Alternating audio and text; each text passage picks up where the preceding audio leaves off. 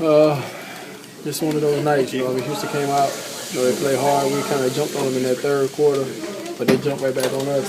You know, they're a good ball club. You know, it's hard to get up these leads, especially against good ball clubs that's, you know, fighting for playoff position just like us, you know, towards the end of the season. It's a tough loss, you know. Got to bounce back at Phoenix tomorrow. Playing without Andrew was ejected. How much tougher did that make it for you guys? Oh, it's always tough when you lose, you know, somebody like we're buying him, you know, he's a 20 and 10 type of guy. And for him, I think he was just getting rolling too, you know, right before that, getting hyped up. But it's one of those things, you know, we just had to step up and, you know, Houston, you know, hit some big shots down the stretch and was able to get a good win. This is the second ejection against Houston. Is there team concern as far as him keeping his composure and all that? No, it was one of those things. He was amped up, scored a basket, you know.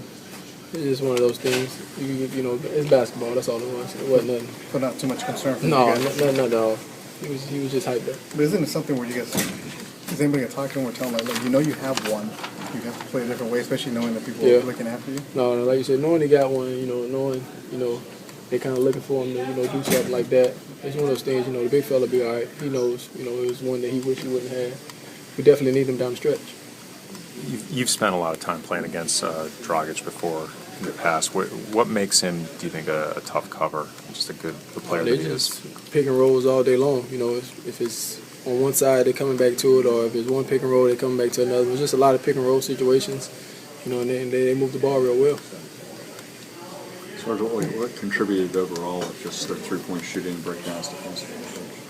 I think for the most part we covered it. You know, Parsons got a big three in that corner. You know, and I think Cole was all on him. It was just one of those things where tonight they was hitting some tough shots, and we couldn't get that break we needed.